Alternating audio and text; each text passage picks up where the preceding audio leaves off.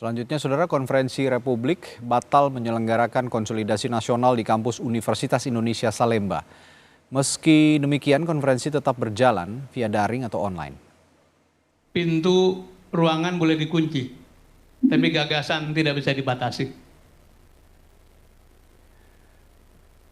Ketua Umum Panitia Konferensi Republik Sudirman Said mengungkap konsolidasi ini merupakan kelanjutan konferensi pertama di Universitas Gadjah Mada Yogyakarta pada akhir Mei lalu. Konferensi di Jakarta ini membahas platform gerakan dan gagasan kerja, serta struktur dan format awal pembentukan organisasi. Sekitar 165 organisasi mengikuti konferensi yang bertajuk Jalan Menata Kembali Republik ini. Namun semalam sebelum acara, Universitas Indonesia mendadak melarang penyelenggaraan konferensi tersebut di kampus UI Salemba.